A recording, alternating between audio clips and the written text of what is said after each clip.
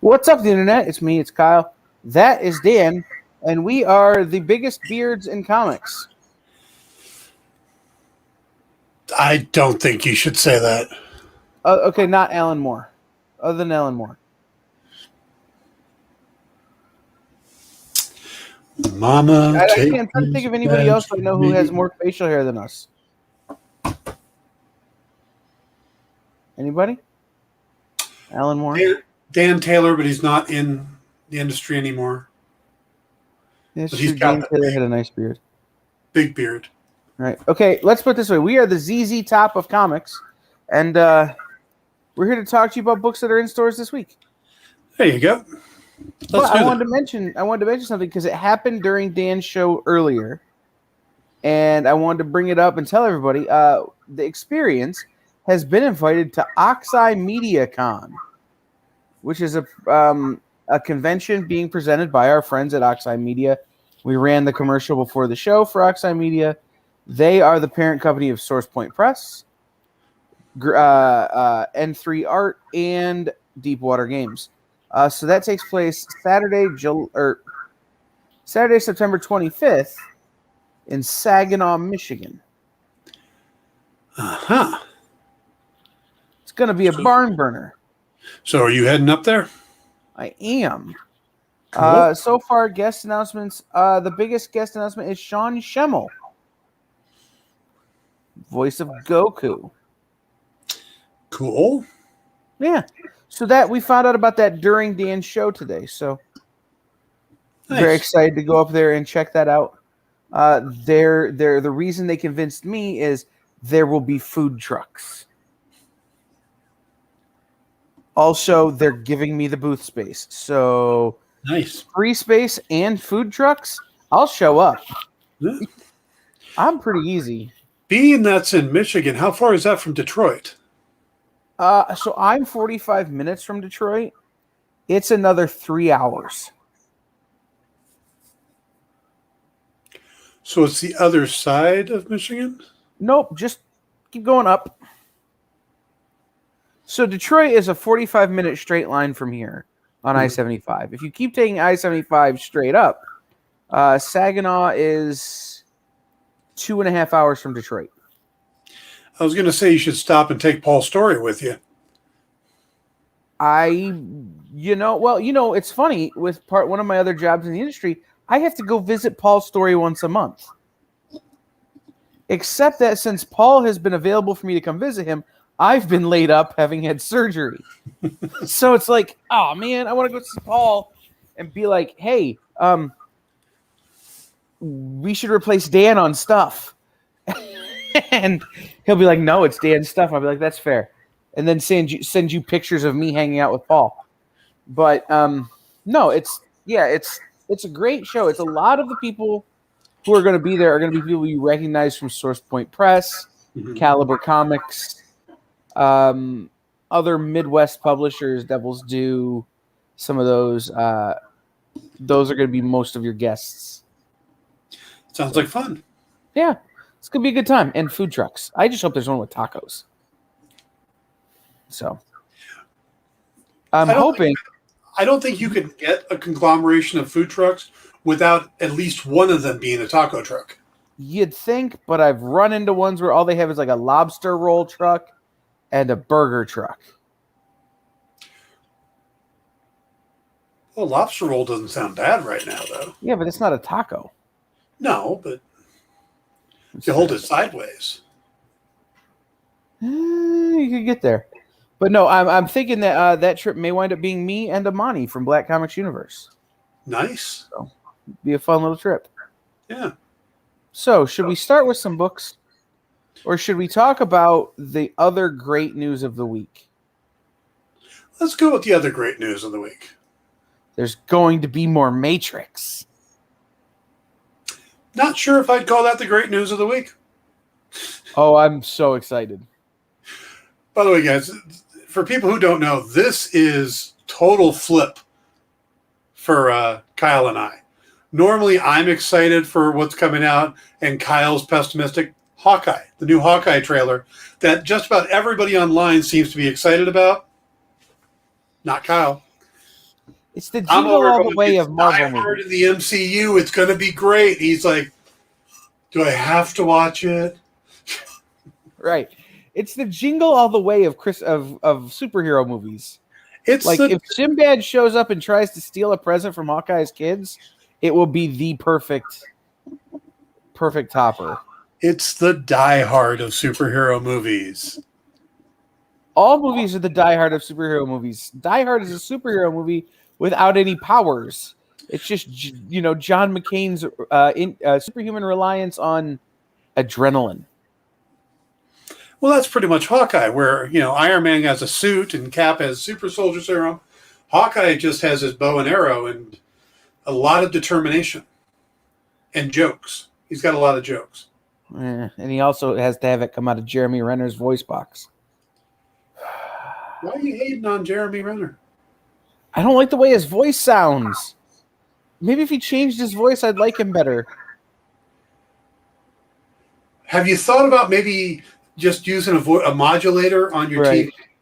I feel like Jeremy Renner is low rent Johnny Depp. Like Jeremy Renner takes the roles Johnny Depp doesn't want. No, see, Jeremy Renner can act. Johnny Depp can just act weird.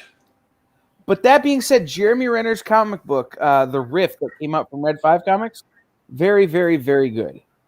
And Sean, I don't disagree that Die Hard is a Christmas movie. Mm-hmm. Just saying. I am not looking forward to the Hawkeye film. Series.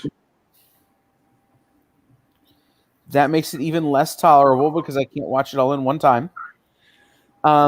Just wait until they're out.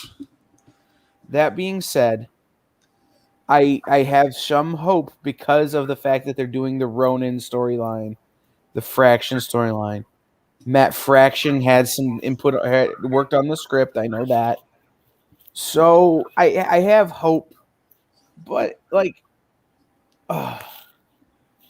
just feels so heavy. But the Matrix, man. Now, see, the Matrix to me is the opposite because the trailer looked cool, but then all three Matrix movies looked cool. The second and third one blew. The first one was great. Blue. The first one was amazing. The second one blew. Yeah. Mm-hmm. The third one was passable. No. Yes. Here's why. The third one left it open for the possibility that everything we thought we knew was wrong. Like, that's the whole point of that third movie, was to say, well, maybe the second movie never actually existed. From what I'm hearing, this new movie is supposed to act like the second and third movie never existed. It's true. Because the whole premise of the second and third movie is Neo's quest to destroy the Matrix. Mm-hmm. What if that quest was a construct of the Matrix? What if what he thought he was doing was actually making the Matrix stronger? And then he gets to the end of the third movie and he runs into Colonel Sanders and he agrees to go back into the Matrix in order to save his friends. Well, what if that was all predetermined by the Matrix and the Oracle knew, but and so now you have this idea of he can finally unplug with the real Morpheus, who is not played by Lawrence Fishburne, played by somebody else, a new Oracle. There's a lot of opportunity here. And if we consider Animatrix as part of the original movie, part of the original line, there's a lot of stuff that happens outside of the Neo story that you can investigate. So what the Matrix 4 has done is it said, well, you know that Weird Al song, Everything You Know Is Wrong? Everything You Know Is Wrong. And so there's a lot of opportunity. Also, I'm excited for the viral marketing that's going to happen with it. Did you pay attention to the pills? Yes. Did you notice that depending on which pill you clicked, on what time, on what day, you got a different trailer? No. Yeah. Okay. So there's a lot of viral and kind of subversive marketing happening around it. And for people of my generation, The Matrix was the first movie to go, hey, you can be a nonconformist. It's okay. So I am not against a fourth movie, but I am hesitant because of the quality of 2 and 3 and the quality of everything the Wachowskis have done since Matrix. Yeah, the Wachowskis are the thing that gives me the most pause. Yes. If they were bringing in... Right. Which I like because, I mean, if you look at what...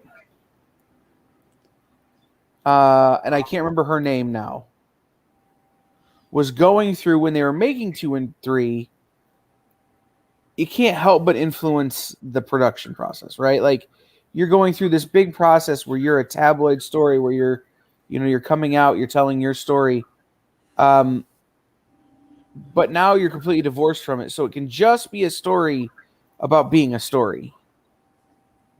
Fair enough. So I think that has a lot of potential as well. The other thing I will say is this.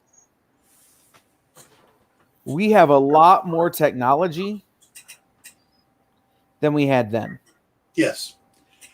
I will tell you the number one thing that could have hooked me with that trailer, and it's not there. Yeah. Would have been a 1 second of Hugo Weaving saying Yes. Mr. Anderson. Yes. 100%. That would have got me, and it's not there. And without his presence, to me, he was as important to the films as anybody else. So it was Trinity, Morpheus, Agent Smith, and Neo. Those were the 4 important aspects to the film. And you don't have Morpheus. Well, you have a different Morpheus. So you've already got to accept that. And if you don't have actual Agent Smith, I don't know. But there are a lot of people who are in this new movie. Jessica Henwick is in it, and I love her. She was Right. the best part of the Iron Fist TV series. I am so glad she's cast in this. But, I mean, you also have Priyanka Chopra, Neil Patrick Harris. Neil Patrick, Jonathan Groff. Right. I mean, can you not tell me you can't see Neil Patrick Harris as an agent? But he's not playing an agent, at least not in the clip. He's playing I understand, but I'd love to see him be an agent. Jonathan Groff just being King George, only in the Matrix. Yes. I just want him to say, "You'll be back." It's true. No, I mean I'm just looking at some of the people who are in it, going like Christina Ricci is in it. Like she's great and everything. Like it's Lana Wachowski, by the way. I couldn't think of her name, and she's the one directing this one. Right. So you could just tell a story to tell a story. I'm very happy. I'm very excited. I need another trailer. I need another trailer that gives me a little more story. Then I'll make a decision. I'm not saying I don't want to see this. I am, as Sean Butler said, cautiously optimistic. Right. Whereas I am cautiously pessimistic about every other film. I am blindly optimistic about this one. Which blows my mind because I don't see where that's coming from. And I said this on the show that'll air later on the network. For my generation, The Matrix told us we could be nonconformists. That we could be punk. My best friend in middle school, when I met him, was wearing a long black trench coat and the sunglasses without the temples on them. He looked like a character out of The Matrix. I'm like, that's the coolest person I've ever seen. I have to be friends with that person. Right? Like, so these movies hold a special place for people of my age group. Right. It's Sean says it speaks to my soul as a nonconformist, as what did you call me, a contrarian? Yes. I am. And so it's, this movie excites me for those reasons. Fair enough. So and I loved the first Matrix movie, and it helped me as a writer, as what it was. The image of Neo at the end flying off was one of the things that it was a visual that helped. It was one of the pieces that came together to be the very first comic I wrote, which was just a series of different images put something together. Now, what I wrote had nothing to do with the Matrix or anything else, but it was just this visual that helped paint it in my mind, along with the funeral scene from November Rain, the John Rose video, and also the zombie Billy from Hocus Pocus. Those three images put together the book Bloodlust for me. Right. No, it's like I said, it's the original movies were stunning. Visual, you can't deny even the second and third were visually stunning movies. And now we've got all this James Cameron technology that didn't exist back then. No, I fully am interested to see what they could do with this, but I also can't forget the architect at the end, sitting in a chair. Colonel Sanders. I believe his name was the architect. Right, but it was Colonel Sanders. Yeah, pretty much.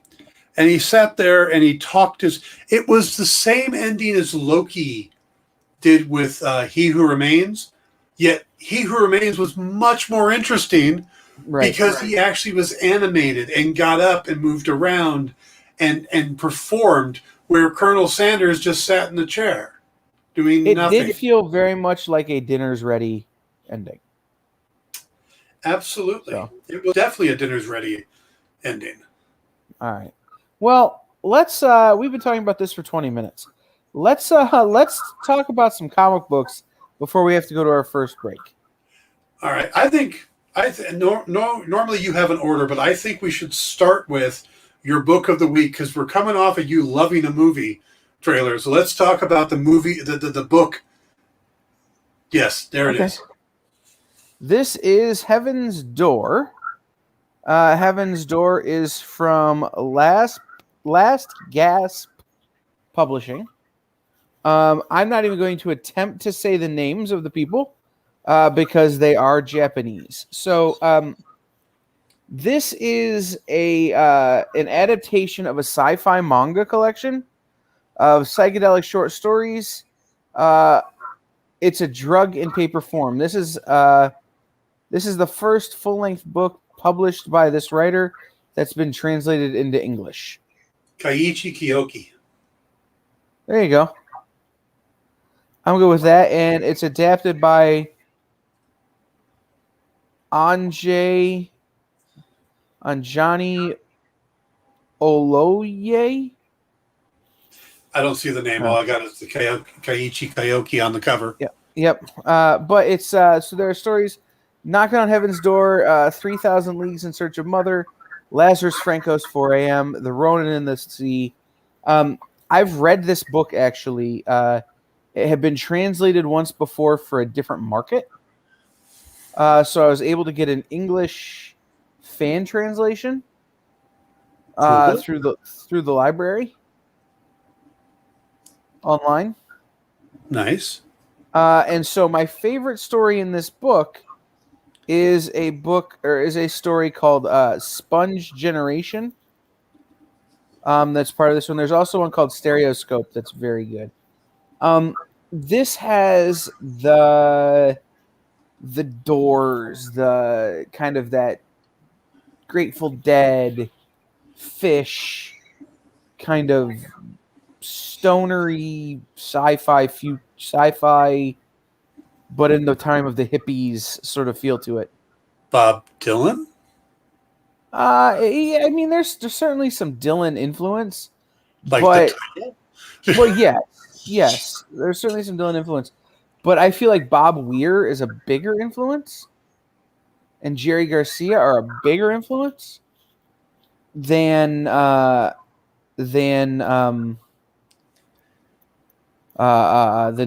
even though Dylan has lent the title. Like, Yes.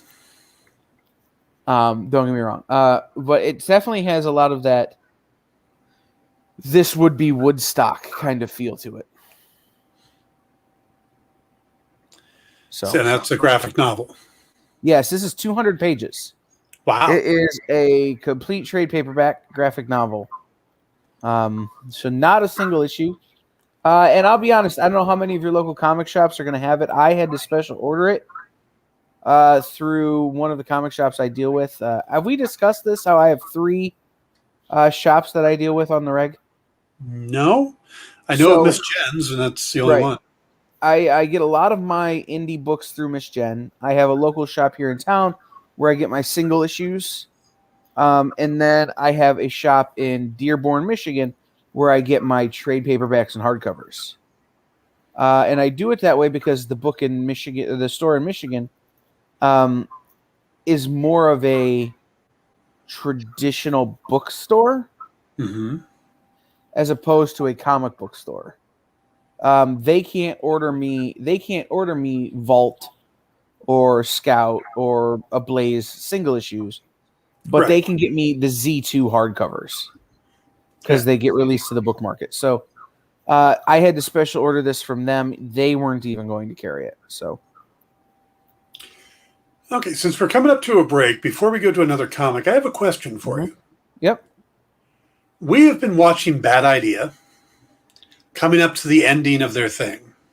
Have I been supposed to be watching that?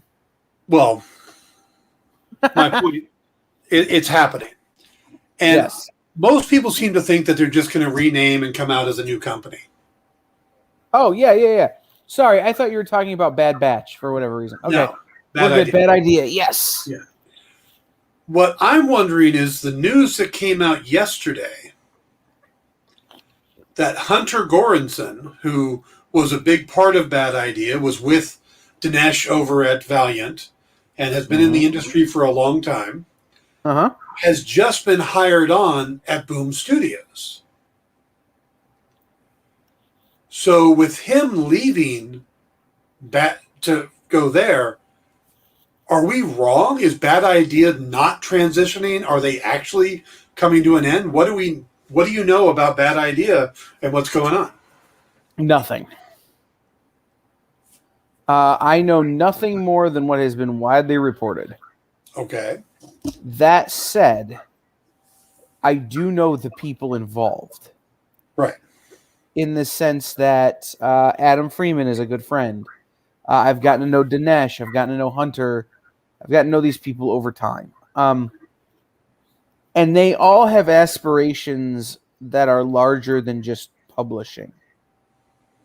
And not necessarily creating, but if you watched my interview with Adam from the Posted Anniversary, Adam has his company that does exclusive variants for Aftershock and does marketing for a bunch of other companies and like works with the direct market specifically. In addition to working with Bad Idea,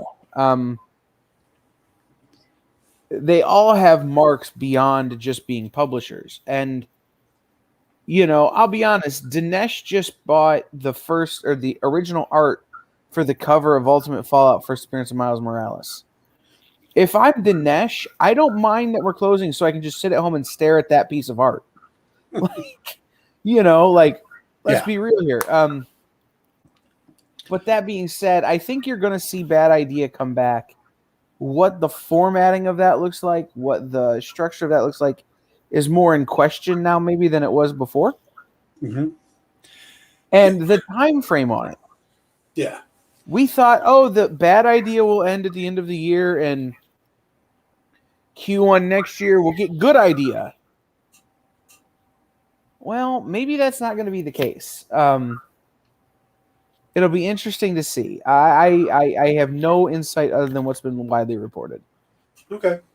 Yeah, just with Hunter leaving makes me rethink the idea that they're just going to shift to and be another name of a public, but keep going, because he's a big part of the marketing. He's a big cog in the wheel. Yes. So and who knows? It may be that was the plan, was just to relaunch as whatever, and then a good opportunity is a good opportunity. All of those guys have been around long enough to know you don't begrudge a guy for taking a good job. Yeah. You know, I mean, you know that as well as I do.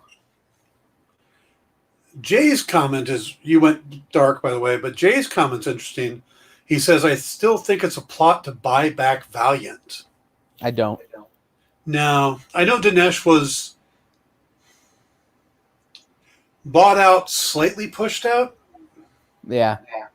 By, I think, or whoever is the big company now. Yeah.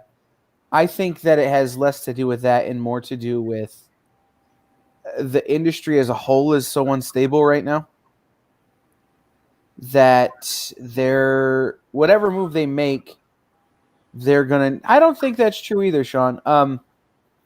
Whatever move they're gonna make is going to be one that will continue to shake up the industry, and will position them in a much stronger position, regardless of what happens elsewhere. You know, if Diamond ceases to exist, which I don't see any reason why that would happen, whatever they do next will be fine. If DC chooses to go only digital, whatever they do next will be fine. No matter, I think that's part of what they're doing is they're going to position themselves in a way that regardless of what the industry does, they will be fine.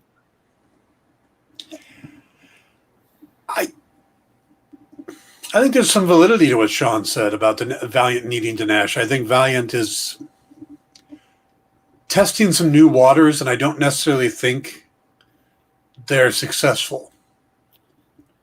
And we're going to talk about Ninjak here in a little bit, but yes. I think I think testing new waters is a good thing right now. Again, there's so much upheaval. There's so much change happening. I mean, every day you and I could sit here and talk for an hour about the stuff that is changing in the industry and people moving and people changing jobs. And, a good friend of mine who spent 20 plus years at DC just started his job at Diamond. Why would you go to Diamond right now? Well, because Diamond is a good, Diamond's going to be around for, it's a good move. Yeah, Diamond's not going away, but right.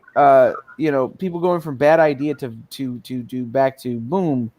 This industry shifts and reconfigures and forms. It's like an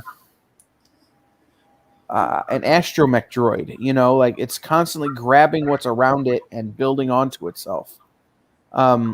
So I don't necessarily think they need Dinesh. I think what they need is some stability. And what happened when those guys got moved on from is they went to a period where, hey, this is an IP farm. We're not interested in stability. Just make us stuff we can make movies and video games out of. So, yeah. All the people at Boom are really cool, Sean. From top to bottom, every last one of them is super cool. Yeah, one of my buddies is over there, Philip Blick. Yep, Philip is one of the best. We're breaking in around the same time, and we actually worked on a little indie anthology book together. He was painting the cover because Phil's an artist. He was painting the cover, and I actually did the photograph for him to work from. So along with doing stuff inside. So Phil and I go way back.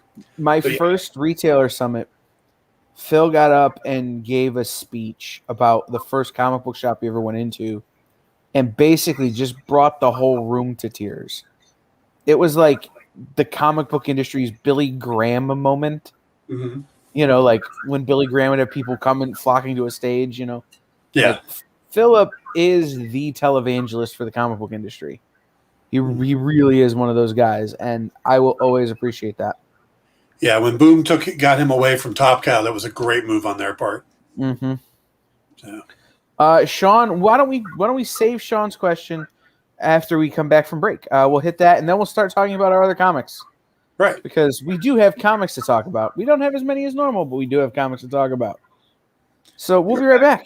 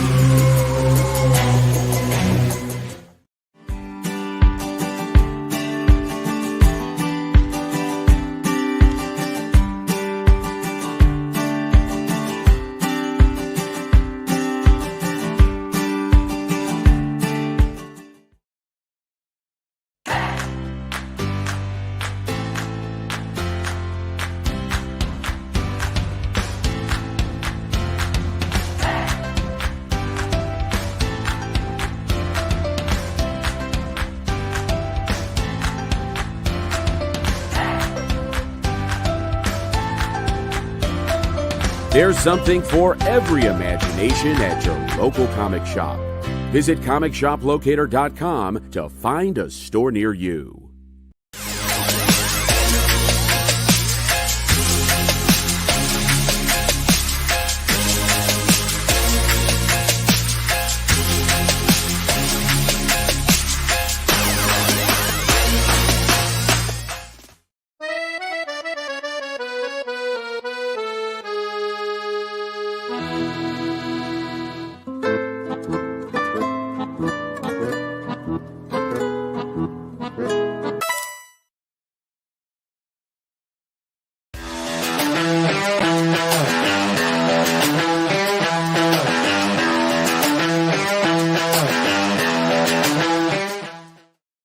What's up, the internet? We're back. This is Kyle. This is In Stores This Week. I'll be joined momentarily with Dan, but I wanted to remind you that this very weekend, I played it right there, cons are back, and the experience is going to be at our first one. We're at Monroe Pop Fest in Monroe, Michigan this weekend. We'll be broadcasting live at least twice from the convention. We will have So Much Cosplay live Friday night at 6 o'clock. Live from the convention floor with Rob Miller, who you may know from the Sci-Fi Channel's Face Off. He will be Cheryl's guest, as well as some folks from the League of Enchantment. And then we'll be back Saturday broadcasting the cosplay contest live here on The Experience as well. The Experience is sponsoring the cosplay contest. That's why we're going to put it on TV. Then the following weekend, we will be in Saginaw, Michigan at Oxeye MediaCon, which we will have guests and we will be doing stuff, from there as well. And then we have a couple weeks off. And then New York Comic Con happens. And we will be covering New York Comic Con. I can't tell you how yet. It's a super surprise. but we will be at New York Comic Con, or at least I will be at New York Comic Con, covering the festivities there. So let me bring Dan back on screen. Hello. You know, every time you say ox-eye, I hear oxide, like nitrous oxide. Okay, that's a fair assessment of my ability to articulate. And enunciate. That was the word I meant. Mm-hmm. So before we went to break, Sean asked us a question. What are our thoughts on Behemoth's announcement moving into gaming as well as comics? So here's what I can tell you. It's the direction a lot of small companies are going. A lot of small indies are going.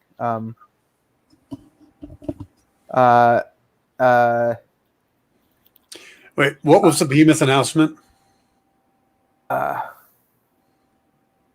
When they are getting into gaming as well as comics. Ah, okay. So, for instance, Oxeye Media, I was just talking about their convention. They are the parent company of Source Point Press, who's a comic publisher, Deepwater Games, who's a game publisher, and N3 Art, which is they make playmats and prints and other kinds of art stuff. I do a really bad job of explaining what N3 does. But anyhow, so Oxeye Media, you may know from their game Welcome to, which really had a boom over the pandemic thanks to Harry Potter. Daniel Radcliffe was playing it live on YouTube all the time. They have Gloomhaven now. Some of these big name games are there, and they're publishing comics to go with them. So it's game development is just another way to broaden IPs that you already have, as well as to gain IPs you don't. Right. So, they want to make a mouse guard game. Well, Archaea is going to go to a game publisher to work with them on mouse guards. So now that game publisher gets mouse guard. So if you get in at Behemoth, if you get into gaming as well, now all of a sudden you're looking at the potential of people bringing you known commodities in the gaming world. And you get to add those to your repertoire. Yep. I've spent way, way, way too many hours at Gen Con selling comic book-based IP games. So, all right. Should we talk about some comics? Oh yeah, we're about 40 minutes into the show. It's a good time to start. You did one so far. Yeah, maybe we should do what we're here to do and talk about Vampyverse. Yeah, I got a chance to read this afternoon. Thanks for sending me a copy, dude. You're not on the mailing list? I don't know. It might have been one of the ones I deleted. Watch, you sent me the PDF, and I just was like, oh, another PDF. This is Tom Snigoski and Daniel Main. Now, Tom has been writing Vengeance of Vampirella for the last almost 2 years, I think. At least a year. Yeah, he's been at it a while. Yeah, and he also did the Vampirella Valentine's Day special. And this is kind of interesting. It's a different Vampirella for every thread, for every kind of story across the fabric of time and space. A Vampirella of every conceivable notion, born to protect her particular reality, but now someone is killing them and stealing away their precious life energy and growing in power. It's up to Vampirella of one of these universes to gather some of her special sisters to stop the growing threat and keep it from destroying the creator of all things, the artist, and preventing the unraveling of all reality. This is a Vampirella multiverse story where you're going to... And it makes sense, especially for the character of Vampirella, because she has had so many different incarnations. Iterations. Thank you. And I mean, just the fact that she has two separate origins. There's the alien origin, and then there's the Lilith origin. And then sometimes people try to cram those two together. Sometimes they don't. You know, you read the novels that came out, I have a different take on it than Nancy Collins did. Just down the line, she's kind of all over the place. And this comes along and goes, that's because they're all different Vampirellas. There's just universes full of them. And, it's kind of interesting. Wow, a comic book cover with actual gravity applied to female. Yes. Yeah. Well, it's an Adam Hughes cover, which I don't think he's done Vampy in a long time. So it's kind of cool to see him back on the book. But this is an interesting read. It's more setup, but you also get the reveal of who the bad guy is. And you meet a couple different versions of Vampy, and it's a quick read, and it's, like I said, it's mainly setup, but it definitely is a setup for something big, something fun. So I liked it. I'm going to stick with it, see what else, where it goes from here. Tom is a great writer. The art is really nicely done by Daniel Mayne. Yeah, I think other than some of like the old eerie stories of Vampy, I think Tom Snagowski is my favorite Vampy writer. Present company excluded. Well, in my defense, you wrote a novel. Yes. It has a lot less photos, a lot less pictures in it, and it's not 22 pages long. That is also true. I have your book as an audiobook. Let me answer JD here. JD says, can either of you guys recall a character that has gone as long without a costume change? She has actually had costume changes. A few years ago, Dynamite tried to modernize Vampirella, Red Sonja, and Deja Thoris at the same time. It didn't exactly go over well. And then there was also another run after that. I cannot think of the creative team on it. But they put her in a dress for a little bit. So she's had a couple different costume changes. The problem is that this particular costume is incredibly iconic to the point where it just looks wrong when you do try to change it. So unlike other characters who have had costume changes, this one has been fought. Kind of like Spider-Man, how they're constantly making Spider-Man costume changes, and then we always just end up back at the original costume. True. And, I mean, I think it's the three you just named are probably the three oldest characters without a costume change. Vampy, Sonja, and Deja Thoris, right? Right. Maybe John Carter. So some of that Edgar Rice Burroughs stuff gets a little weird. Tarzan. Yeah, like is the loincloth is a little different. Is that a costume change or no? Yeah. This one's square where the other one was more triangular. Like, but yeah, Dynamite did try to change the costumes, and it was kind of giving in to peer pressure from the about the costumes and stuff, and it didn't work. Nobody bought them. Nobody cared. So, see, and here's the thing: we have an opportunity here with Vampyverse. There are multiple Vampies across multiple different universes. So the main Vampirella may wear this costume. Vampy from Earth X may wear pants, and Vampy from Oh yeah, we see we see another Vampy or two that do not wear this costume. Right. So this is an opportunity to really give this character some. Okay, let's see which costumes people like. Yeah. In this story, because they don't have to stick around if we don't like them. And conversely, if we do, well, guess what? You just hand Tom Snagowski another book and go, hey, we want you to write the Vampy from this universe for a minute. So it's a fun read. It's a quick read. Pick it up, take a look at it on the shelves, and if it tickles your fancy, take it home with you. JD Smith, I suggested pants on Vampirella because I remember how big it went over when they put pants on Wonder Woman. Oh yeah. So I knew that one would get greeted with hostility, and I hope they do it, and that character doesn't last long. So, I did like the dress, though. I remember seeing that one and going, tolerable. Jimmy Broxton was the artist on that. Yeah. I want to say it was Paul Cornell was the writer. Something like that.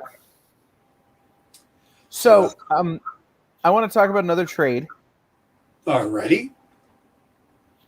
This is Tony Fleece's Stray Dogs, and this cover is a store-exclusive, convention-exclusive cover that's based on Tim Jacobus's work on Goosebumps. Yeah. Tim Jacobus was the cover artist on the original Goosebumps.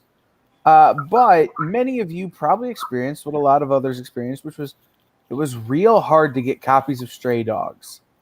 They sold out pretty quick. Stores under-ordered. It just became a nightmare. Well, guess what? Fifth printing? Yes. Guess what? The trade's out this week, and you have a chance to get them all. So I just wanted to mention that this was a good opportunity to pick up a book that you may have struggled with getting single issues on. And I'm going to transition, though, from there to another book that you may have struggled to get single issues on, which is White #3 from Black Mask. As you'll recall, this is the follow-up to their book Black, which is a story where a bunch of people get superpowers, but only people who are black. This is the other side of that story, I guess. And the reason I bring this book up is I haven't read any of it because it's been really, really hard to get copies. They limited the first print of #1 to 2,500 copies. They limited the second print of #1 to 2,500 copies. Finally, I'm getting my copy. It's the third printing of #1. I'm getting a second printing of #2, and I'm getting a #3. So, just so you know, if you've been out there on the hunt for this one, to make sure you check out this book this week. Yeah, that is Kanye on the cover. Oh, I was going to hide that comment, but that's way too much publicity for Kanye. One comment up, Sean said that they were going to use the pants on the Wonder Woman TV show. They did in the pilot with your Adrian friend. Palicki. Yep. Mm-hmm. Also, a little known fact that Pedro Pascal was in that. Yes. And you can find that. I've seen it on YouTube, so you can find the pilot. Yeah, it's out there. Yeah. Yeah, absolutely. And it's not horrible. No, Adrian would have really loved to have played Wonder Woman. She was very excited for that opportunity, and sad it didn't work out. She was also, for those of you who are trying to figure out who I'm talking about, Mockingbird on Agents of S.H.I.E.L.D. She was the first maid on the Orville. I knew her before she changed her name to Adrian. It's a long story. Her brother has a book right now at Vault, just had a book at Scout, and is a up-and-coming indie writer here in the comic industry by the name of Eric Palicki. Mm-hmm. So make sure you check him out. Have I done my job putting the Palicki family over? You did. Also, their parents are wonderful people who would come to my store and be like, would you text Eric and tell him to call his mother? So, great people. By the way, now I want to know what Adrian's first name was. I will put it in the private chat. Okay. All right. But in the meantime, why don't you talk about Titans United? Yes, a new 7-issue miniseries from DC Comics, of course. Titans United comes from Cavan Scott and Jose Luis Garcia Lopez. That right there should get people excited. But Cavan Scott has been overdoing the new Star Wars stuff with Marvel, so it's nice to see him pop back over here to DC. The Titans face their greatest challenge, their own powers. Nightwing, Donna Troy, Superboy, Starfire, Raven, Beast Boy, and Red Hood kick off a thrilling new case that will lead one of their own to question not only their place on the team, but their very existence. Wow. My guess is either Superboy or Raven. They seem to have the most problems. Yeah. But we're looking at, we're getting a lot of stuff with Titans and Titans Academy and stuff. It's nice to see them go back to the original Titans, basically, with Beast Boy. Well, the Marv Wolfman, George Perez Titans is what I'm thinking of, with Starfire, Raven, Beast Boy, Nightwing, but not mentioned in the thing. But you got Donna Troy, you got Hawk and Dove on the cover, and that's pretty cool. I love Hawk and Dove. I think they're great characters, and I really liked how they're being handled in the Titans TV series, which you guys should be watching too if you're Titans fans. That series is pretty good. But so New Titans United, Cavan Scott, and Jose Garcia Lopez. I'm missing a name. Jose Luis Garcia Lopez. I was gonna say, there you go. Yeah. There you go. No, JD Smith, if nothing else, pick up Teen Titans Go. It's a kid's book, but it's a lot of fun. I haven't read a Titans book in a couple of years. This is one that I'm interested in because of it being Cavan Scott, because of the Garcia Lopez art. It's two people who I'm interested to see what kind of story they tell with these particular characters. And what they do together. That's another thing. I mean, that's an interesting pairing. Not just from, well, what would Cavan Scott do with these characters? Or, hey, it's great to see Garcia Lopez's art again. How are those two going to work together? Right. I mean, both of them are incredibly strong storytellers in their own right. Put together, I think you're looking at a Wolfman Perez kind of situation. Where these are two people who could work together for a long time and really change the face of the characters they work on. Yep. So, all right. Speaking of Cavan Scott and Star Wars, I don't think he did this one though. No, but this one interested me a lot because of who it's about. Now, we've all seen this costume. This is the costume Leia wears in Return of the Jedi to sneak into Jabba's palace. But it's not Leia. This is where Leia got the costume from. It's about who originally had it. This is Star Wars War of the Bounty Hunters, Bosch #1. It's one of two books on my list this week from Alyssa Wong, and art by David Baldion. Secret Origin of Bosch. Before Princess Leia acquired his armor to infiltrate Jabba the Hutt's palace, Bosch roamed the galaxy as a bounty hunter. He and his team of lethal warriors were exiled from their homeworld, but what horrible event from Bosch's past doomed them all to wander with no hope of ever returning? Desperate to survive, Bosch takes a suspicious job from a shadowy organization to assassinate Domina Taj, the leader of the powerful Taj family, a galactic dynasty stretching back countless generations. But Domina is the first dangerous enemy Bosch has ever faced. The most dangerous ever faced, and desperate exile has the most difficult choice of his life to make. The fact that for years I don't know about you guys, but I just assumed that Leia put that costume together. It's like, well, why would they have let her in to Jabba's palace? Because she's dressed as an established bounty hunter. And I want to see more about this guy. I am fascinated by this. Yes.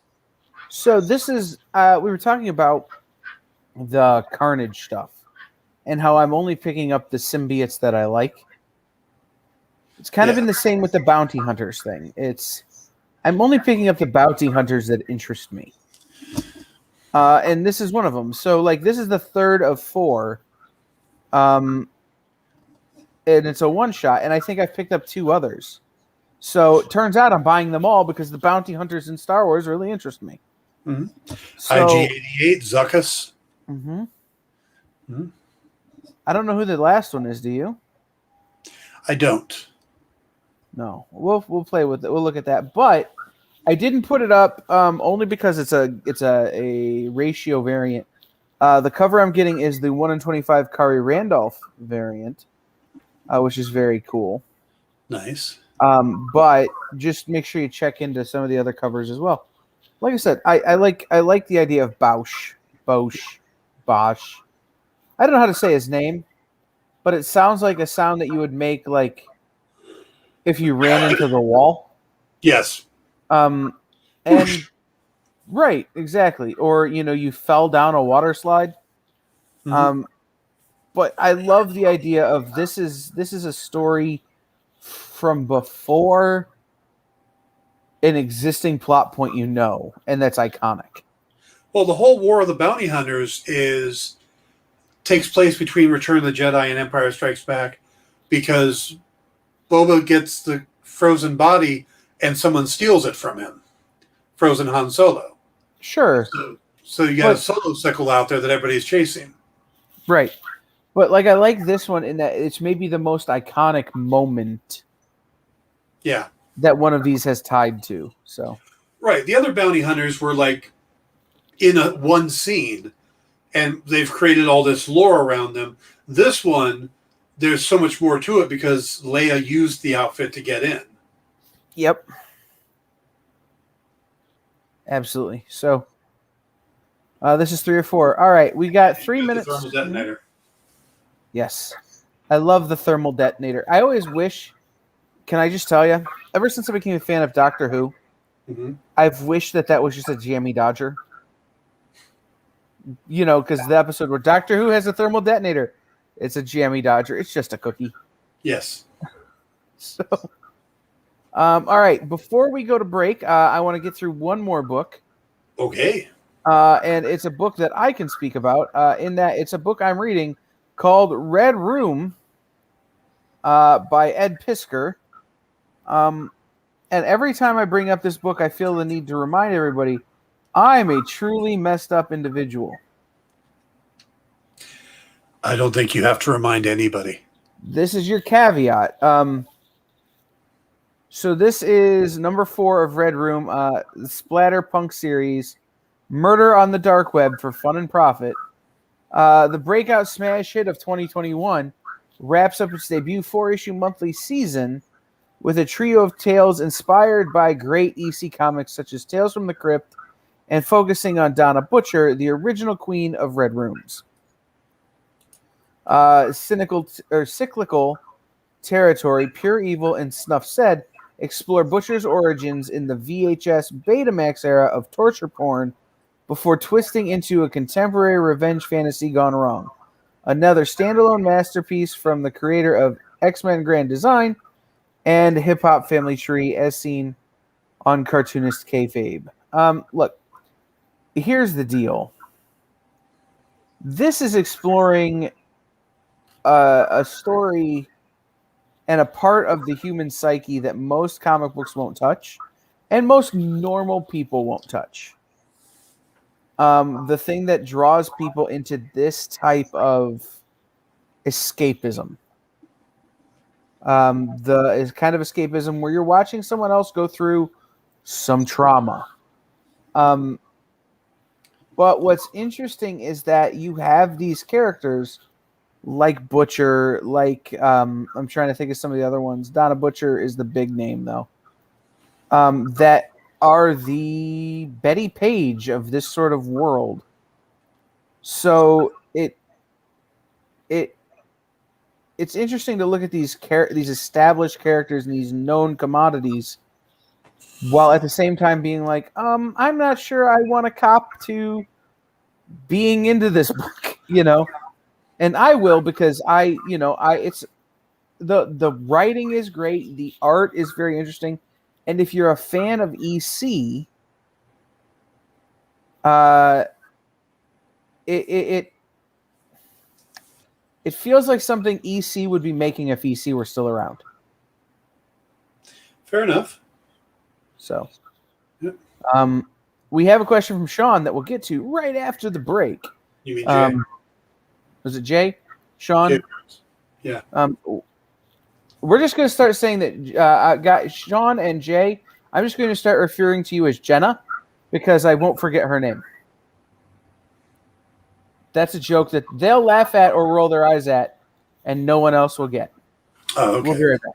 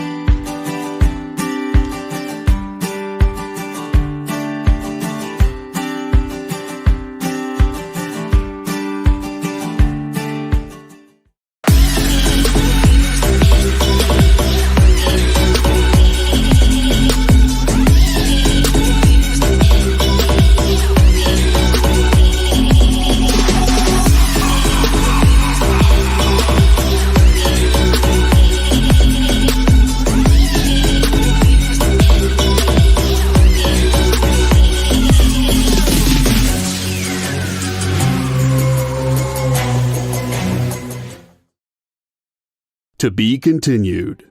3 little words that hold the secret to the next great story. 3 words that will thrill you, confound you, give life to new possibilities.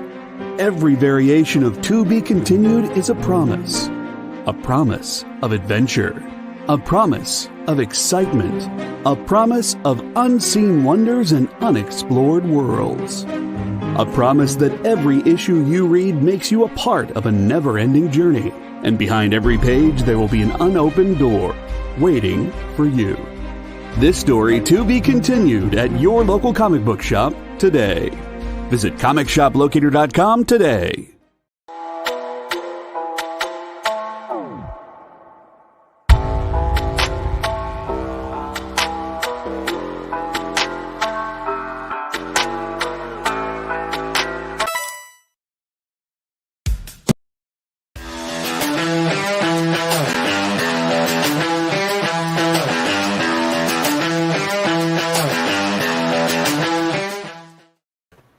Welcome back. This is In Stores This Week. That's Kevin Bacon, and I am a fan of bacon. This is a joke about how my shirt is for Tony's I-75, which is a restaurant where you can buy a BLT, and it comes with a pound of bacon. Yeah. All right. That just goes wrong so easily. Yeah, I know. Yeah. Yeah. Nottingham. Yes. I have not read it, but I love the premise. You've read it, though, I read it all. Nottingham was fantabulous. I liked it a lot. I wish they would have strung it out a couple more issues. I don't think they could have slowed the pace too much. Otherwise it would have started to drag, but I think 4 issues was too few. I would have liked to have seen it go 6 and do a little more detail on some of the things. But overall, I think it was incredibly well executed, and it was a great story. I also have a weird affinity to Robin Hood. The stories, or the kind of the narratives that have been told around Robin Hood. My particular favorite is Robin Hood Men in Tights. Yes. Followed by Robin Hood with Russell Crowe, but that's for a whole different reason, not because the movie was good. And so, ironically, one of the things I sent Dan in private message is reference to that movie. So, I'm a fan of Robin Hood in general. So to see it from the other side, the Sheriff of Nottingham story was really fun for me. Yes, we're men in tights. We roam around the forest looking for fights. We're men. My favorite line in that whole movie, though, is when he says, "Friends, Romans, countrymen, lend me your ears," and they all throw their ears at him. That's disgusting. And it's funny is that feels like that's not a Mel Brooks movie, right? It is. Really? Yeah. And what's the other one that feels like a Mel Brooks movie and isn't? I don't know. Princess Bride. Okay. It feels like it has Mel Brooks touches to it, but that's Rob Reiner.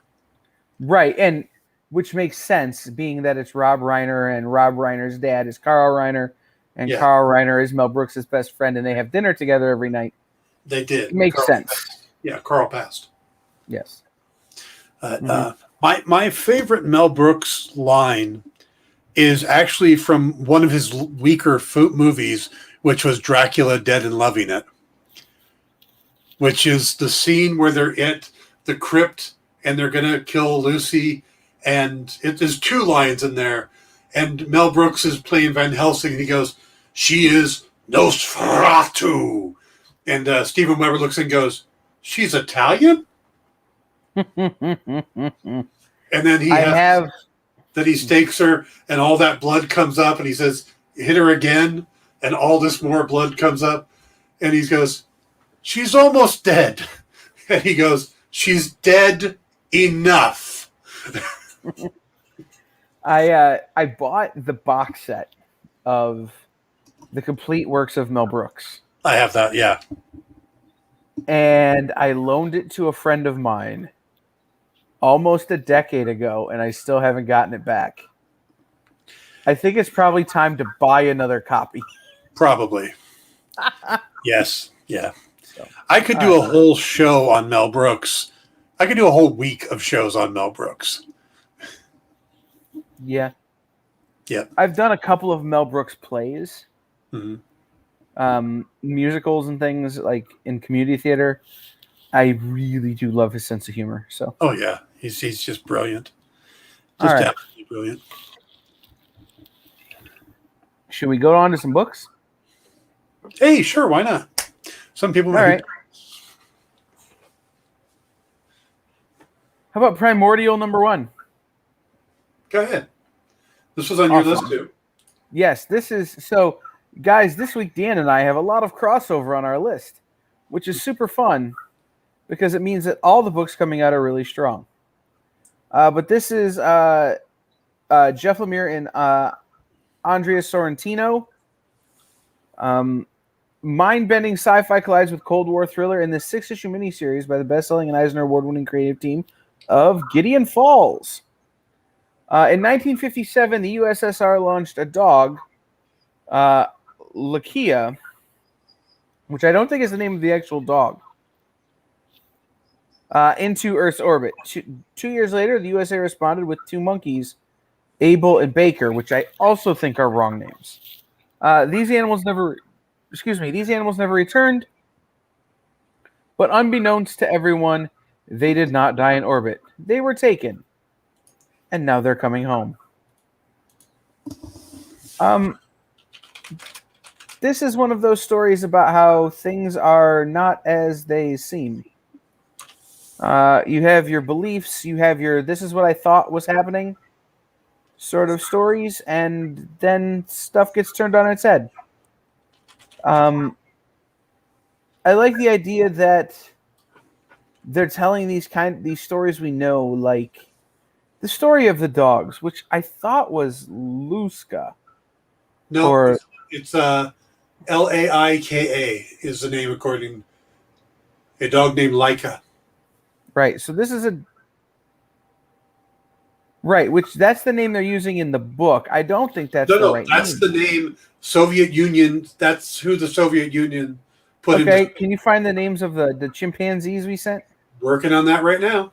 I don't think they were Abel and Baker, but maybe I'm wrong. Maybe I'm thinking of a different story from the old days of NASA. But anyhow, like I like this idea of it being a percentage of reality with a percentage of sci-fi, and then throwing the X-Files back on top. So. Okay, well, the first monkey we put into space was Albert. There you go. But this is a specific event they're talking about. Right, and I may be remembering Albert and not this one. Albert's the first primate that was put into space. He's a rhesus macaque, and he was launched into space in June 11th of 1948. There was a second Albert in the V2 flight, but they're talking about the actual. What year did they mention in the? This is 1957. Okay, Well, this would be 1959. 1959, Jupiter AM-18, Abel, a rhesus macaque, and Miss Baker, a squirrel monkey. No, they got him right. They got him right, and I just misremember that story. But like I said, I like the fact that here's the part that's provable, like you can know. And here's the part that you can't know. And here's we're going to come at you from left field with super crazy space aliens. Like you do. Right. It feels to me like this is a setup for Planet of the Apes. Except that instead of the humans coming to the planet with the apes, it's the apes coming to the planet with the humans and taking over. But what if it's ape people and dog people? And they get into a civil war on the planet and the humans are just a casualty. I'd get behind that. And I don't think that's what happens here, but still. And at some point, the apes turn to each other and go, "Who let the dogs out?" It would be great. Then the Baja Men show up. By the way, John Layman worked into his Thundercats book when they were captured by dog men. One of them saying, "Who let the cats out?" And the alarm going off goes, "Woof, woof, woof." I remember. Yeah. John pointed that out to me himself. He was very proud of that. Sad panda. Moving on from there, we have a book that Dan and I both have strong opinions on. Ninja K, or Ninjak for normal people. Oh. I've been talking about Ninjak. This is the third issue. I talked about the first two issues, and I was saying that I was really loving the story. And where I appreciate Javier Pulido's art, I didn't think it really worked for the story. And I preferred a more realistic or more, action-based art. This particular issue, it's a little of a snore fest. It's more talky-talky, less action. But it's still a good overall story. But it's a slow issue. I mean, I can tell you the solicitation for it. The critically acclaimed team of Jeff Parker and Javier Pulido continue the globe-trotting adventures with Valiant's top super spy, and the secret behind Ninjak's mysterious enemy is revealed. One look in Pulido's page, and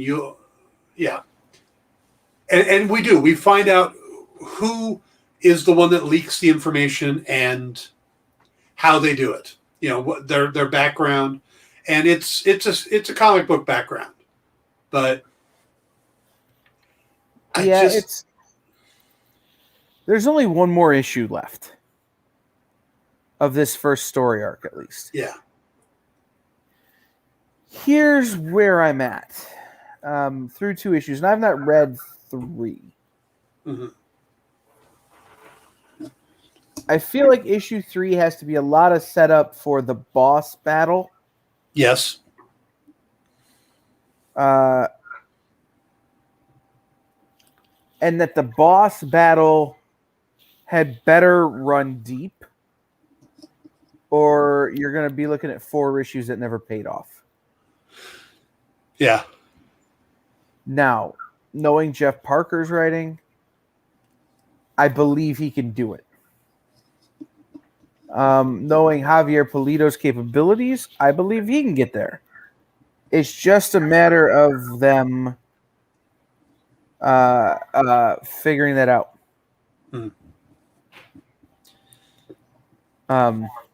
So, all right. I just got alerted that I'm under a severe thunderstorm warning. So if I disappear, I'm in Oz. Just letting you know. Okay. All aboard. Yeah.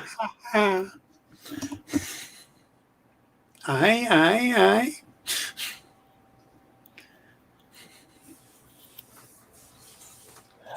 Okay. This is Night of the Cadillacs. It's from Scout Comics. I like it.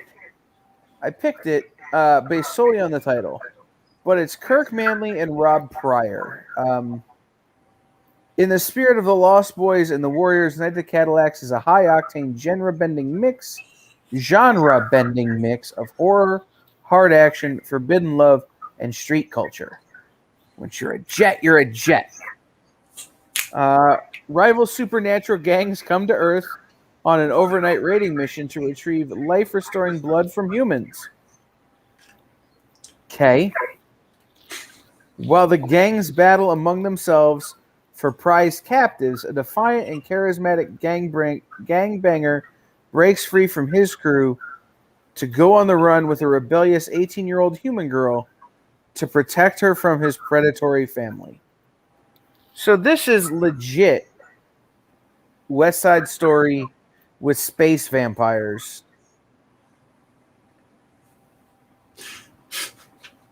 Sorry, Right? that just comes across like the worst Hollywood pitch ever. All right, it's West Side Story, but with space vampires.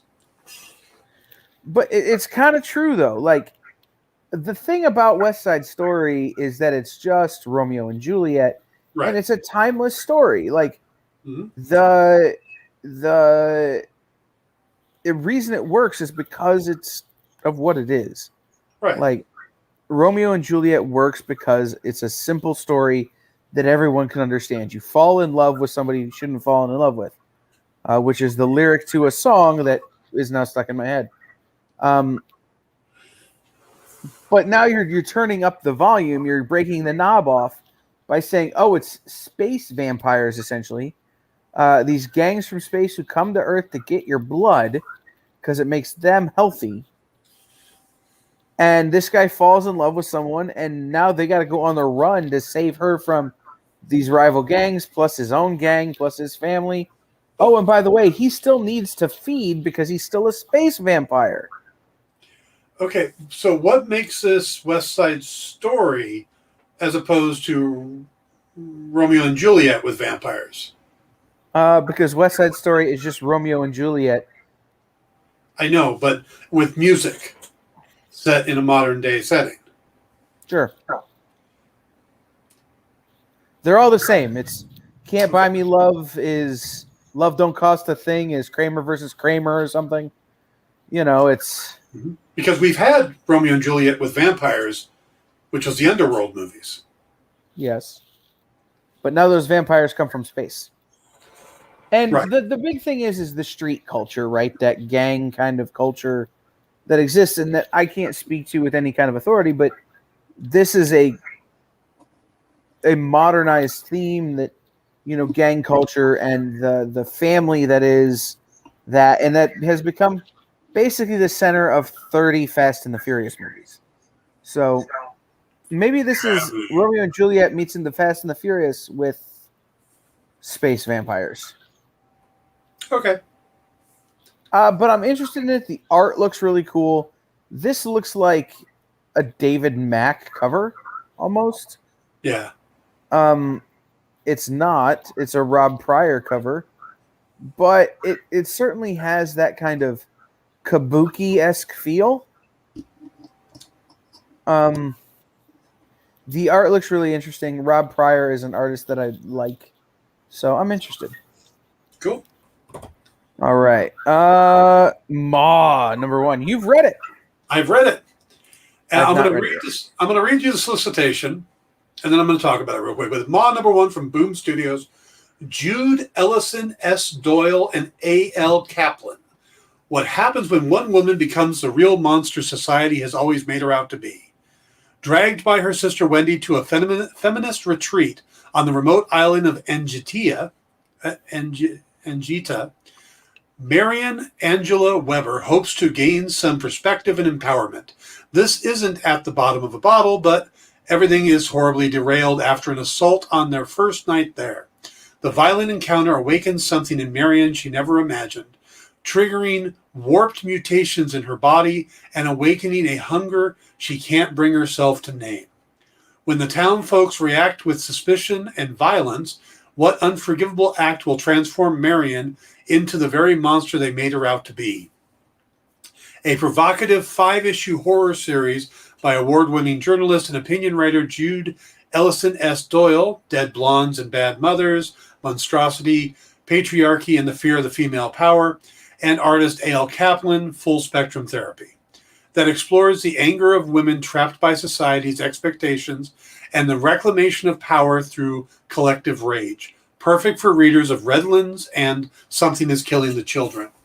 Now, first I need to tell you that the solicitation, which I had not read, has told me more about the story than actually reading the comic.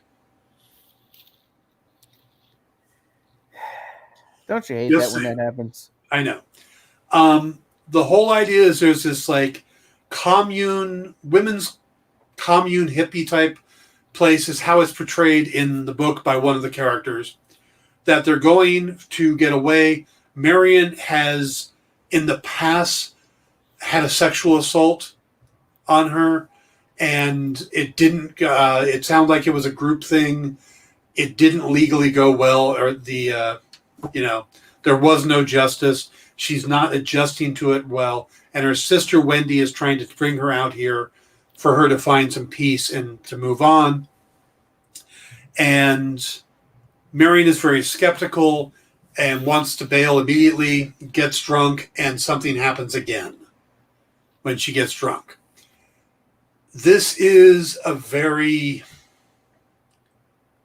it's a bit of a rough book to read, especially if anything like this has happened to you.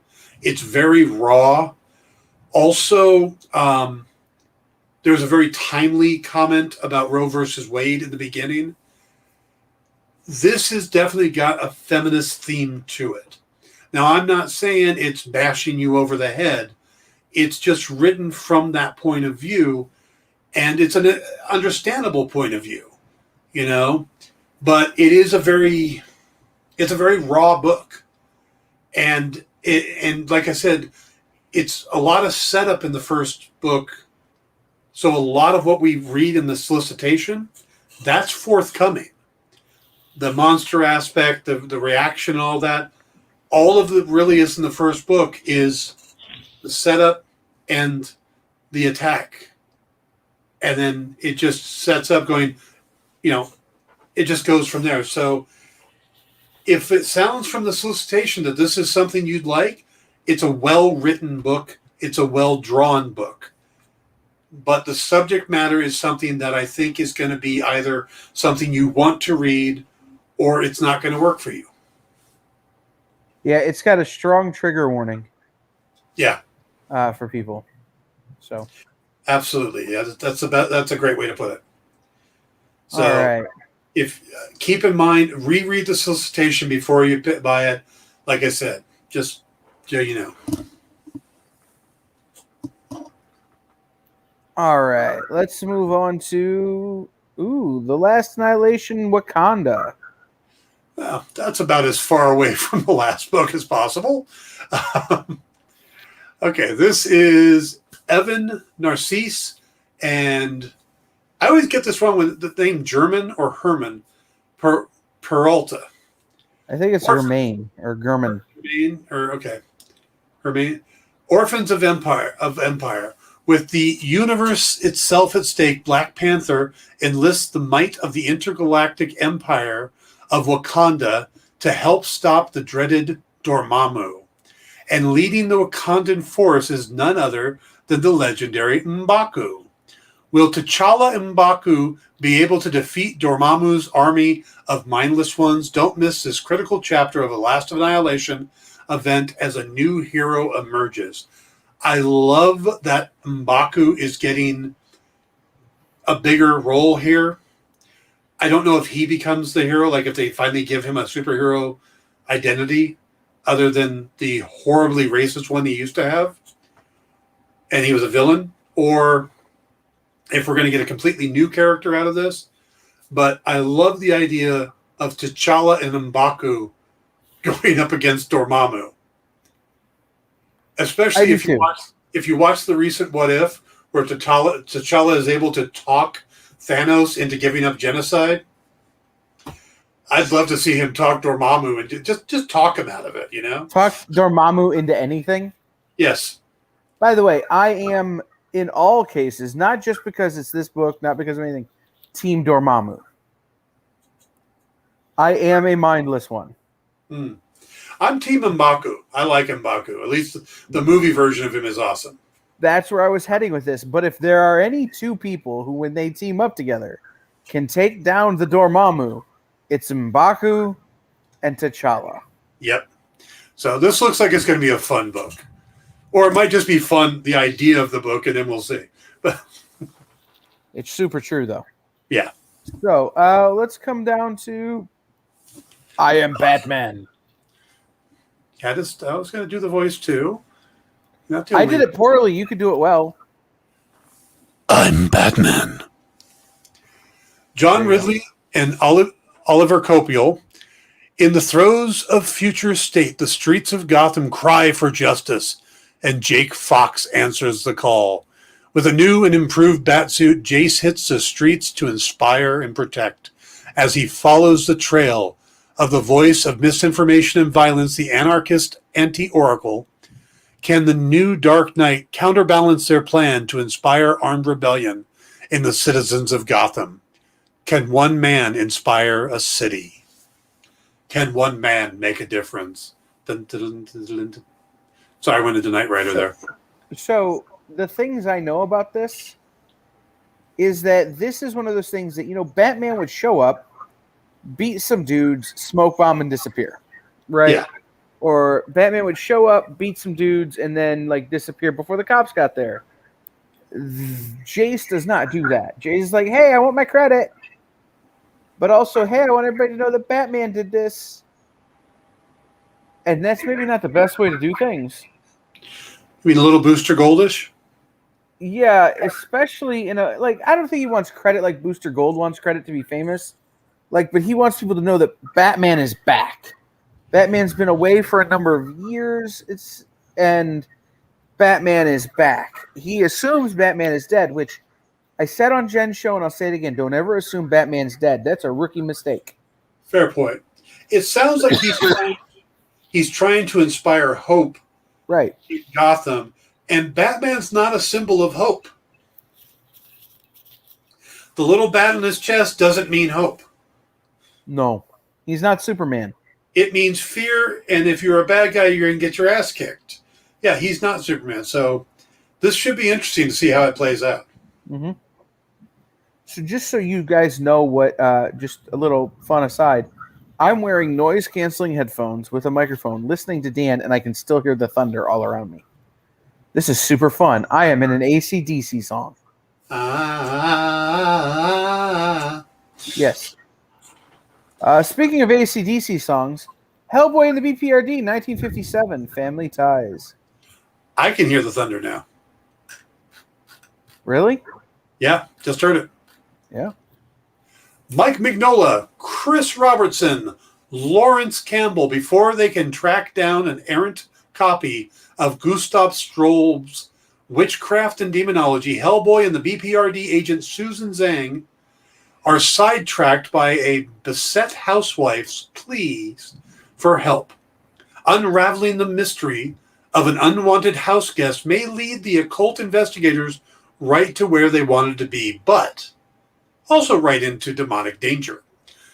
Celebrated writer Mike Mignola and longtime collaborator Chris Robertson bring you yet another hit Hellboy one-shot with art by extraordinary Lawrence Campbell and colors by Dave Scott. And the storm is right over you, isn't it?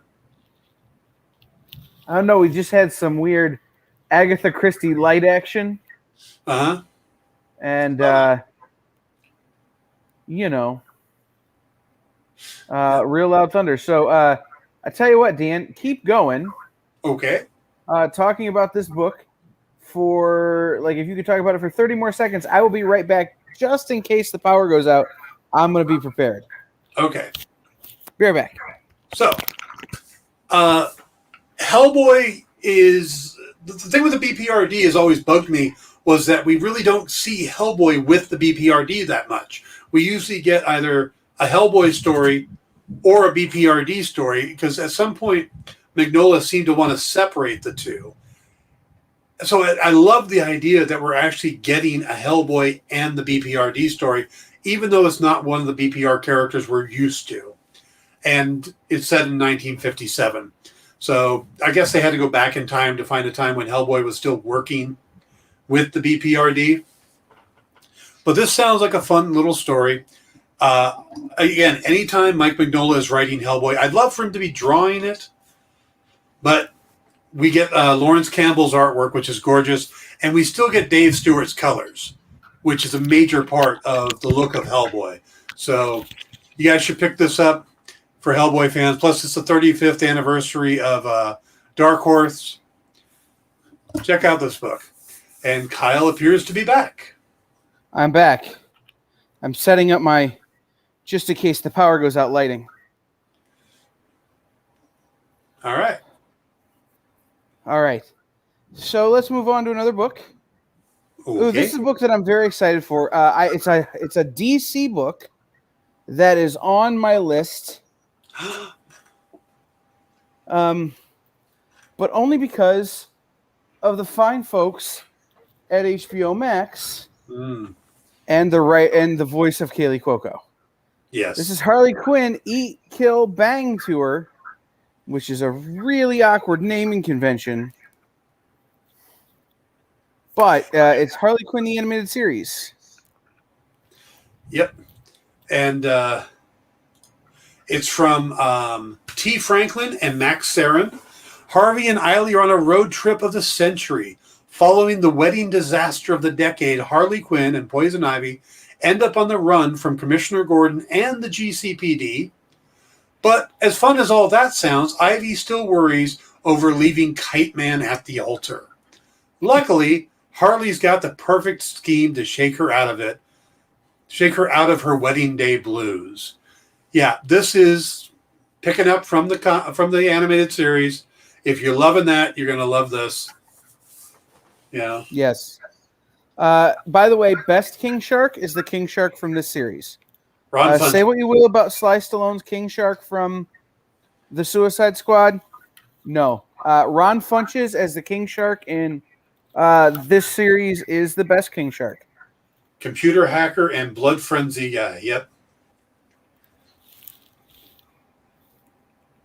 I need to get back to the series. I watched through on the first season through the one with the Wanda Sykes character coming out of the book. Oh, yeah. Yeah. Queen of Fables. Queen of Fables. I haven't gotten back to that, so I need to get back to it. Yeah, no, that was a good part of the series. Like, I quite enjoyed Wanda Sykes as the Queen of Fables. Yeah. All right. Give us another book. I think we need to pick up space here in case we lose you. Secondary lighting source on. Okay.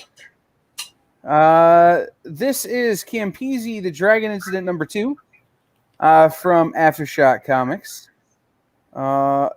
If I can click on the things I need to click on. This is written by James Patrick with art by Marco Licati.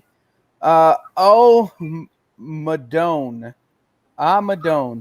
A freaking dragon has flown into Green Village with an ultimatum. And since that neighborhood is run by the mob, it needs to be handled a very certain way so as not to attract attention. This means it's now Sonny Campisi's problem to navigate. But as he tries to fix it, one complication after another arises, not the least of which is the dragon is kind of an asshole. So this is a story about a small-time fixer for the mob who tries to find a bigger score and winds up having to deal with a dragon. Like a real dragon, not like this is a Jackie Chan movie, so he's going to have to deal with somebody called the Dragon who's a bad guy. No, like a real-life fire-breathing purple dragon like figment. So I really liked issue 1. It kind of felt like if Goodfellas met Game of Thrones. I was going to say Sopranos and Game of Thrones, so I get it. Yeah, but I was sticking with the HBO connection. Yeah. So I really liked it. Next is Batman 89. I don't know if we actually have to sell you on this book, because if you're a fan of the Tim Burton Batman movies, this is a chance to see where they were going. This is a chance to see Billy D. Williams' version of Harvey Dent become Two-Face. It's written by Sam Hamm, drawn by Joe Quinones. A showdown in Burnside leaves both Batman and Gotham Borough reeling as the community rallies together behind Harvey Dent. Can Bruce find a way forward for both Batman and the city? So, I don't know. Like I said, I don't know how much more we have to actually sell you on this. Just look at the cover. It's Billy D. Williams as Two-Face. It's what we all wanted in 1989. We knew the setup. We saw it coming, and we didn't get it. So, it's true. Yep. All right. And our last book that I can figure for tonight is another Batman book. But not the Batman book you'd expect me to be talking about. Did we talk about there? Wait, we missed a couple. Yeah. Missed a lot. We missed like most of a Marvel. few. Yeah. Yeah. Okay. And that one. So we'll load up some more books and we'll keep going here. Okay. But in the meantime, I will talk about Batman Scooby-Doo number 6. This is Solly Fish and Scott Gerald's. Look. The untold eerie mystery that brought about the first historic meeting between a young Batman and a pup named Scooby-Doo. I'm not selling you on this. If I have to sell you on this book, you are watching the wrong show. All young right? Bruce Wayne with the young Mystery Inc. Right. But like, if I have to sell you on this, you clearly don't know who I am as a person. And I don't know why you're here as a person if you aren't getting this. Like, this is the thing. Yep. For somebody like me is going to swear by a book like this. So. Yeah. Yeah. All right. How about? No, that wasn't mine. That was yours. Pennyworth. This one is one of mine. This is Pennyworth number 2. Another Batman story. Alfred is James Bond. This comes off the TV series, Pennyworth. Yes, it does. But Alfred is James Bond, y'all.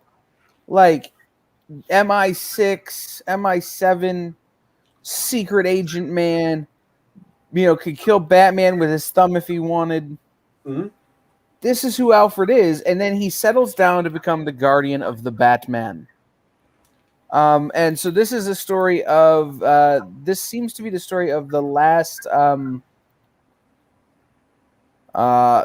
story of his that went awry. While investigating the possibility of nuclear weapons in a Soviet military base near the Arctic Circle, on behalf of MI6, Alfred and Shirley find the real danger is something they never expected. A human science experiment gone very terrifyingly wrong. Meanwhile, in the present, Alfred tries to figure out just who of his many enemies is out for him this time. Dun, dun, dun. Hey, that's my line. But it's super true. It's Alfred as James Bond or Get Smart or whatever, and it really does have a fun, kind of a fun ride to it. Yeah, there's been a big move to make Alfred more of a soldier and a spy over the years. I know Jeff Johns did that in Batman Earth 1. That was the case in Gotham with Sean Pertwee. They've been moving in that direction. There's always been hints of him being a medic and stuff like that, but they're moving it along to him being an actual agent, like a 007 type. And I think it's great. I think it's a lot of fun, but because it also really heightens the importance that he felt of taking care of Bruce Wayne. Right. And he gave all of that up. Could you imagine James Bond going, "No, M, I'm retiring now. I have to take care of my friend's child. Thank you." Right. I'm going to retire now and become a butler. Yes. So weird, but it makes a lot of sense. Yeah. So I've really been enjoying this, and I enjoyed the series when I could watch it before my Epix trial ran out. So, all right, Godzilla rivals Mothra. I had to pick this up. My girlfriend's son is a huge Godzilla fan, so and it's his 16th birthday on Thursday, so I have to pick up this book for him. It's Mary Kenny, S.L. Gallant, Godzilla Rivals versus Mothra #1, The Monster in the Lake. Nature can't be contained. In this brand new issue of Godzilla Rivals, something is trapped in Lake Ikad Mothra, the ancient and beautiful guardian of nature and humanity. But when one kaiju awakens, Godzilla is sure to be close behind. So, it's Mothra! Hashtag Team Mothra. Yeah. Mothra is my favorite Godzilla opponent. Many people agree with you. Right. I mean, it's this and King Ghidorah, right? Like, yep. Though I got to tell you, Braden is a huge fan of fake Godzilla, the Mecha Godzilla. Yeah, Mecha Godzilla is good, but he's not a giant, oversized moth or a Hydra. Right. I'm in the King Ghidorah camp myself. That's my favorite. That's a fair camp to be in. Like, yeah, can't really fault you for that. So, severe thunderstorm warning expires in 1 hour. They've extended the severe thunderstorm warning, Dan. Stay inside. We got a few more books to do. And you got to tell me twice. Yeah. All right. This is Eternals Thanos Rises. This is interesting. Eternals coming out. You figured they're going to do a big book and stuff.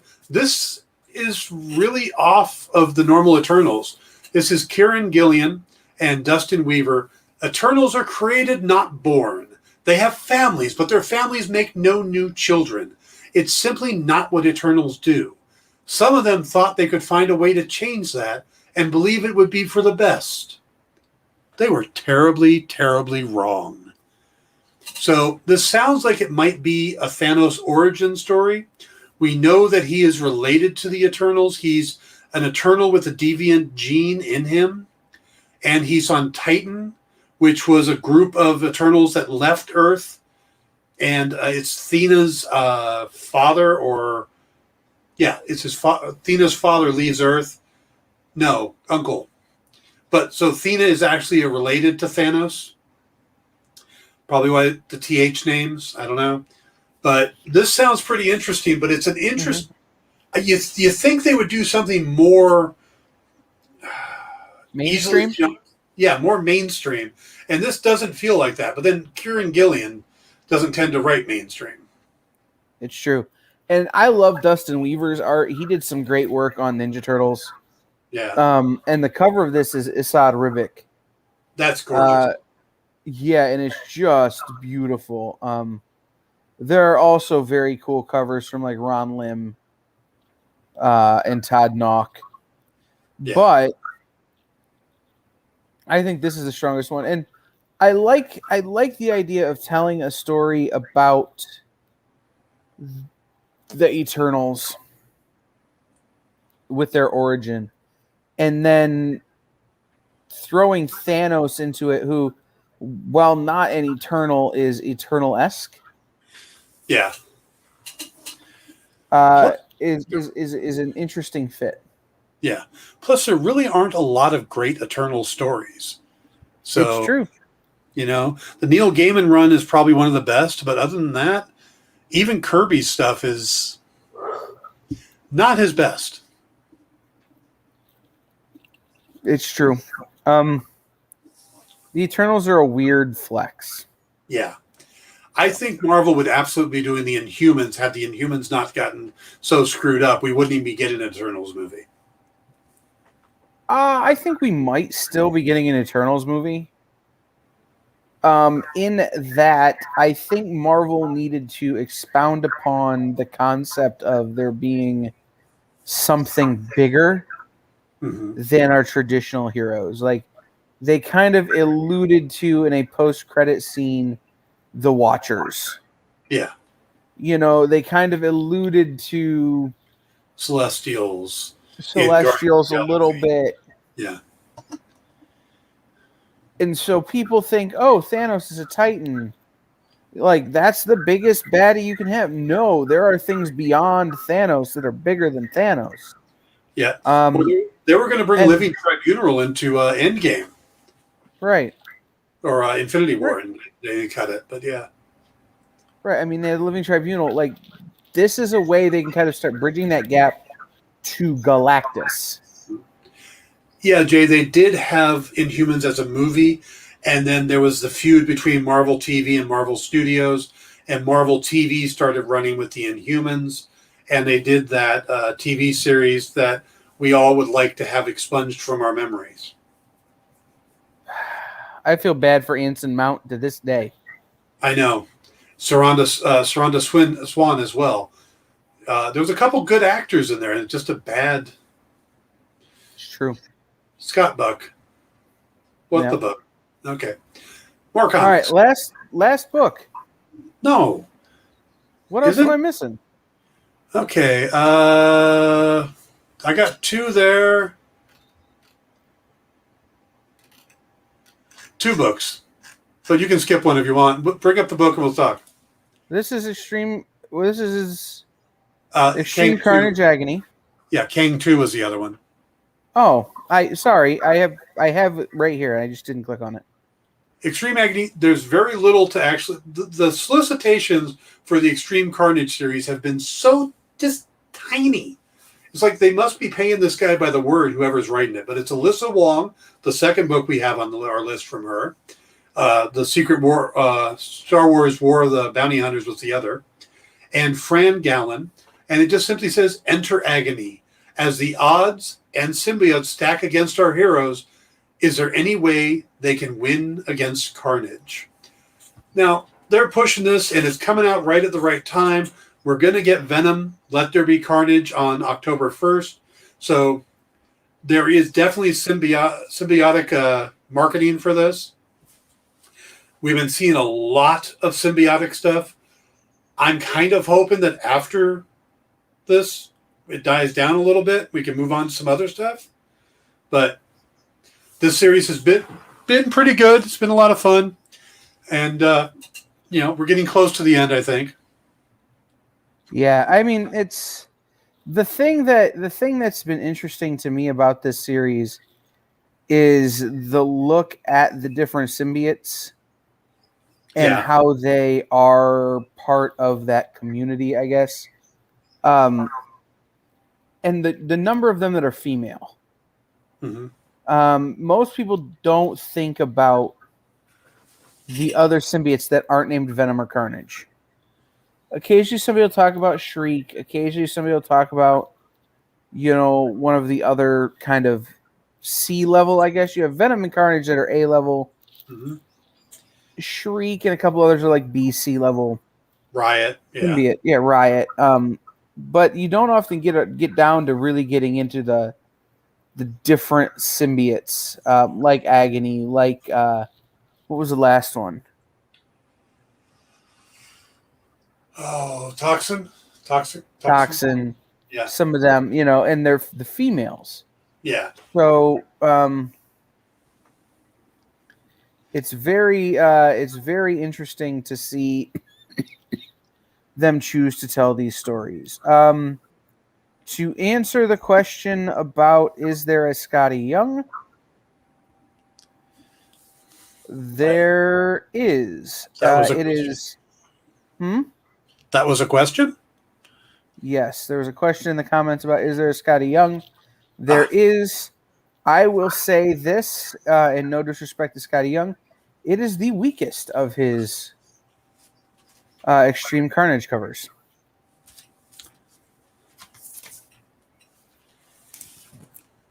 So, okay. Not sharing it? no. Okay. Just because I wanted to get to this, and then I wanted to talk. I wanted to talk to you about another topic. If we had a minute or two left, and the power holds out. So this is Kang the Conqueror number 2. I've got number 1. He Who Remains, Rama Tut. Some people Scarlet call Century. him Maurice. Some call him the Space Cowboy. The Gangster of Love. All right. So Jackson Lansing, Colin Kelly, and Carlos Magno are doing this book. A young, rebellious, and idealistic Kang finds himself in ancient Egypt, where an older version of himself is ruling with an iron fist as the pharaoh Ramatut. When the Moon Knight draws young Kang into a battle against his future self, tragedy strikes. But will it knock Nathaniel off the course of his destiny or lock him into one path forever? This is, with Kang becoming a bigger and bigger player in the MCU, this is a really neat book on giving us the backstory and trying to kind of condense all of the crap that's been Kang into something that you could pick up and read. I'm really liking this. I'm looking forward to issue 2. I'm liking the character. I was never a big fan of the character and the fact he's got like a Lego peg on the top of his head so you can put another piece on him. But this is a fun book, and I'm looking forward to seeing how it progresses. And I love that Moon Knight's popping in. They're called Pips. Pips, thank you. So, all right. That's the list. Gladys Knight and the Pips. So Dan, have you managed to, because you watch all of the things and are experts on all of the things, have you watched Y the Last Man yet? I have not. I was not a big fan of the comic series, and not because I didn't think it was good. It just didn't grab me. Okay. All right, that's fair. I think, mark my words, everybody get out a piece of paper, 9:52 p.m. Eastern Standard Daylight Time on Tuesday, September 14th. It is the best comic book show on television by a mile. Mind you, this is coming from a contrarian, so take that with a grain of salt. That's true. It's, in terms of shows that have come out this year, it's this and Loki are going to have to fight for number 1 for me. I will definitely give it a shot so we can talk about it further. But yeah, I haven't. What is only 1 episode come out so far, or is it 4? They dropped the first 4 episodes on Hulu. Okay. I think only the first episode has aired on television. Okay. I'm going to be on Hulu this weekend watching Only Murderers in the Building anyway. So maybe we'll try Y the Last Man as well. Watch Only Murderers in the Building, and then we'll get to Y the Last Man later. I think Only Murderers in the Building is the best show on television right now. So, yeah, I was going to try to watch it last weekend and just got to the point where we got laid down to watch TV, and it was like... Yeah. Right, no. Start with Only Murderers in the Building. Finish that. Do that. Steve Martin and Martin Short are just golden. And so go ahead and watch that one first, and Y the Last Man will be around for a while. All right. Now, Sean's saying that Superman and Lois is one of the best, or the one that he's liking. And I have heard great about that series. Somewhere right after the Crisis on Infinite Earths miniseries, I kind of tapped out on the CW. I stopped just before Crisis. Yeah, but I'm a Green Arrow fan, so Arrow was the show that I loved the most. And I also really liked Black Lightning. Flash was good, but was getting a little soap opera-y. And Supergirl was okay, but I watched all of them. And Batwoman came out, and I watched all of them, and I was used to cover them for Bleeding Cool. So I was really into these, and then just something happened with the Crisis on Infinite Earths, and I went, and I just haven't gone back to it. I finished Black Lightning, and that was it. Yeah, once I got through the musical episode where I got Victor Garber and Jesse L. Martin singing songs to me on The Flash, I was done with The Flash. And it wasn't very long after that until I was done with everything else. I love that episode. I'm like, well, there can be no higher watermark, so why am I still trying? So yeah, it's I walked away from all of it. Although I have heard that Superman and Lois is good.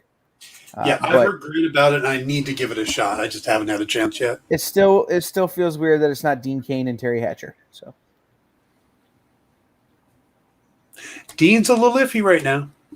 I understand, but that was like the first Superman and Lois Lane iteration that I could register as a not comic. Like, so there's something in my brain that goes. I think that right there may be the secret to understanding you. Is if you think of Superman and Lois, and your first thought isn't Margot Robbie and Christopher Reeves. I wasn't born yet when that came out. I know, but still, a lot of people, that's what they go. That's their go-to. Sure. And if I have to pick a show to watch, if I have to pick something to watch, I'll pick that every day. But the first thing I can remember going, oh, that's Superman, was seeing a commercial for Lois and Clark. Like, you know what I'm saying? Like, as a small child, I understood what that was. So I forget how young you are because you look so old. I feel so old. So, all right, guys, that is going to do it for us for tonight. Hey, we did Dan 2 hours. Yeah, Dan will be back later this week with the Dan Wickline Show, starting at a new time on Thursday. Yes. 5 p.m. Eastern, 2 p.m. Pacific. He'll be here tomorrow, 5 p.m. Eastern, 2 p.m. Pacific. And I will be back this weekend, live from Monroe Pop Fest, doing convention things. So make sure you watch our schedule for that. Yep. Tomorrow's Dan Wickline Show might be one of two things. We're either going to do a spoilery talk about Shang-Chi, or I'll have a guest. We'll know first thing in the morning. All right. I might have to find somebody else to produce your Shang-Chi because I still haven't seen it. So I'm going to go see it again on Saturday.